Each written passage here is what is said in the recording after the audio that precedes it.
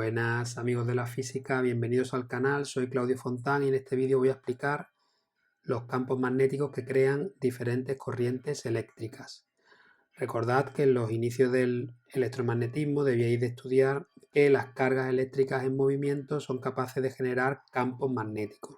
Pues bien, nosotros en este vídeo vamos a explicar concretamente los campos magnéticos que generan corrientes rectilíneas, espiras circulares y bobinas. Las corrientes rectilíneas o las corrientes eléctricas vamos a representarlas mediante una línea recta. En la otra imagen tenemos por un lado las espiras circulares y aquí vemos al fondo las bobinas o solenoides. Vamos a representar las espiras con un círculo y vamos a representar las bobinas o solenoides como un hilo enrollado en forma de espiral.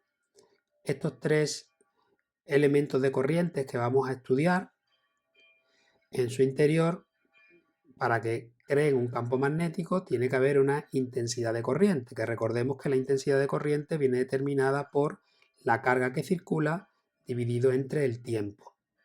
Si nosotros nos centramos en el primero de los elementos, pues la corriente puede ir hacia arriba, la dibujaré así, o también puede ir hacia abajo y la dibujaré en sentido contrario. En las espiras la corriente puede ir en sentido de la aguja del reloj y la dibujaré de esa forma, o también podría dibujarla en sentido contrario, si el ejercicio me lo dice, de la aguja del reloj. Y en los solenoides o bobinas la corriente puede entrar por un lado y salir por el otro, o el dibujo contrario, entrar por aquí y salir por aquí. Dependiendo del sentido de la intensidad de corriente, eso va a influir en el sentido del campo magnético. Recordad, los campos magnéticos son magnitudes vectoriales, por lo tanto en este vídeo vamos a definir módulo, dirección y sentido de ese campo magnético. Vamos a particularizar para cada uno de los elementos de corriente que hemos dicho anteriormente. Nosotros deberíamos aplicar para cada uno de esos elementos de corriente, deberíamos dividirlo en elementos infinitesimales, trabajar con los diferenciales y después integrar utilizando la ley de Biot y Savart. Pero para segundo bachillerato, según las instrucciones de la ponencia de física, no van a pedir integración en los ejercicios de física de segundo de bachillerato. Vamos a particular entonces la ley de Biot y Savart para los casos concretos que tenemos en el dibujo. No vamos a hacer integraciones, no vamos a dividir en elementos diferenciales porque se escapa al contenido que nos van a pedir en la física de segundo de bachillerato. Vamos a empezar con los hilos de corriente o los hilos conductores. Hablemos del módulo dirección y sentido. Tenemos un hilo conductor que tiene una intensidad de corriente que va de abajo a arriba. Puede ser el hilo conductor vertical, puede ser horizontal, la corriente puede ir hacia arriba, puede ir hacia abajo. Yo voy a explicarlo para un hilo vertical con una corriente hacia arriba. Lo otro sería ir cambiando dirección y sentido. Si entendéis este, podéis hacer vosotros mismos los demás. Vamos a ver cuál sería el módulo, la dirección y el sentido del campo creado por ese hilo conductor.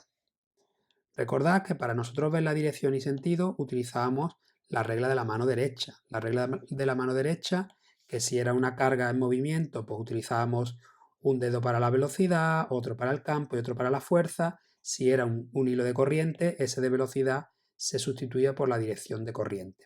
Para estudiar el campo magnético creado por un hilo conductor, esa regla de la mano derecha vamos a particularizarla y vamos a utilizar la misma regla de la mano derecha, pero ahora vamos a cerrar la mano sobre el hilo conductor, de tal forma que cogiendo el hilo conductor imaginariamente, el pulgar, si apunta hacia arriba, es porque la intensidad de corriente va hacia arriba. Si la intensidad de corriente fuera hacia abajo, el pulgar debería apuntar hacia abajo. ¿Cuál es el dibujo del campo magnético? Pues el dibujo del campo magnético nos lo va a dar los dedos que están cerrados. En este caso, si os fijáis, tenemos el mismo dibujo, Por lo tanto, el campo magnético a la hora de dibujarlo serían círculos concéntricos al hilo de corriente.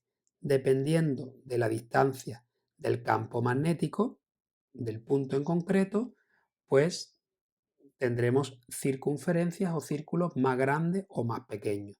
El sentido, como vemos en el dibujo, los dedos apuntan en sentido contrario a la aguja del reloj, ese campo magnético irá dibujado en sentido contrario a la aguja del reloj.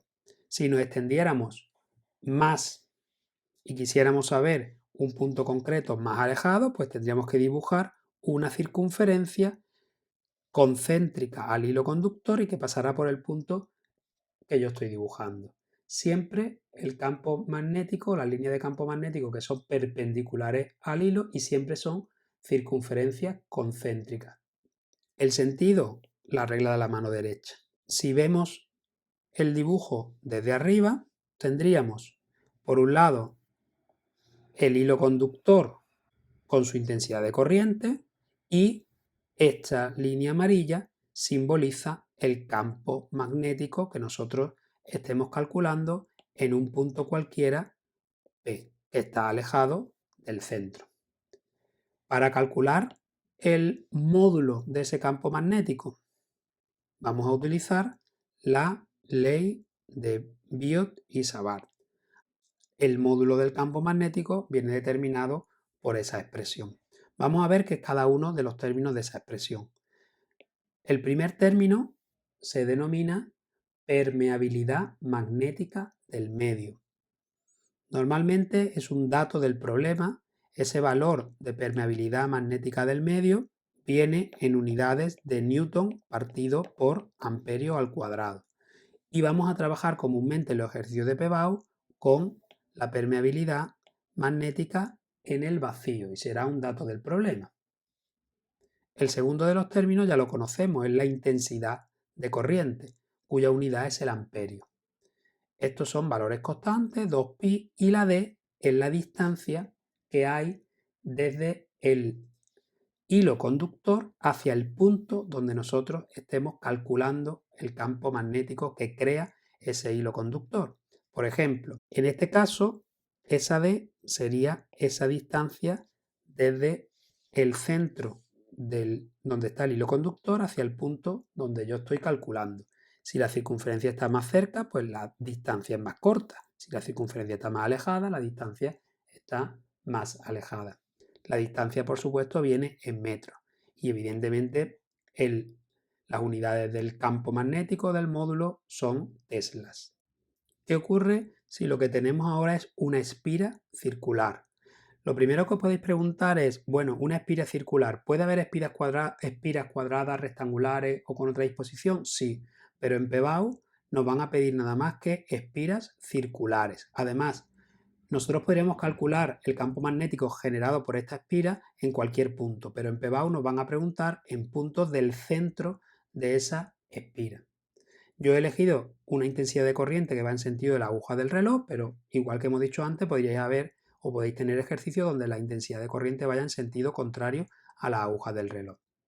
Utilizando la regla de la mano derecha, igual que hemos hecho en el caso anterior, nosotros vamos a agarrar la espira con los dedos como si la espira estuviera dentro y el pulgar va a apuntar hacia donde vaya la intensidad de corriente.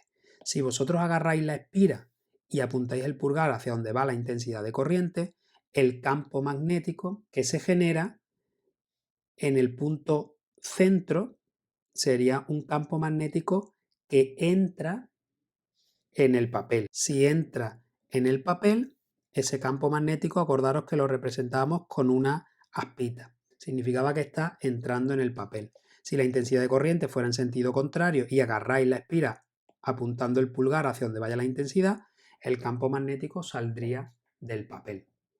Si lo intentamos dibujar en 3 dimensiones, tendríamos nuestra espira de arriba, por la que circularía una intensidad de corriente que va en sentido de la aguja del reloj, y aplicando la regla de la mano derecha tendríamos en su centro un campo magnético que va hacia abajo. Hemos hablado ya de la dirección y el sentido del campo. ¿Qué hay del módulo? Pues el módulo vamos a utilizar la ley de Biot y Savart aplicada a las espiras circulares. El módulo de ese campo magnético viene determinado por la permeabilidad magnética del medio, que vamos a trabajar normalmente en vacío, será un dato del problema, la intensidad de corriente, 2 veces el radio de la espira. Estamos calculando el campo magnético creado en el centro de la espira. Desde el centro hasta cualquier punto de la espira es, por definición, lo que denominamos como el radio de esa espira. Por último, vamos a hablar de las bobinas o solenoides. Una bobina o solenoide es un arrollamiento de espiras. Son espiras que están enrolladas. Puede ser más largo o más corto. Dependiendo de cuántas espiras estén enrolladas, nosotros vamos a definir lo que se denomina la longitud de la bobina o del solenoide. Hemos escogido que la intensidad de corriente entre por la izquierda y salga por la derecha. Podríamos tener también esa intensidad al revés, que entrara por aquí y saliera por allí. El campo magnético que genera un solenoide con esta disposición ya es un poquito más complejo de dibujar. Siempre son líneas de campo que entran por donde va entrando la intensidad de corriente y salen por el otro lado. Eso es si quisiéramos dibujar esas líneas de campo, ese campo magnético que genera. Más o menos sería ese dibujo de ahí. A medida que vamos subiendo hacia arriba, como ya sabemos, los campos magnéticos son, las líneas de campo magnético son cerradas. Entonces tendrían ese dibujo por ahí y por abajo tendrían pues el mismo, pero hacia abajo. Eso sería la dirección y sentido del campo magnético creado en el interior del solenoide.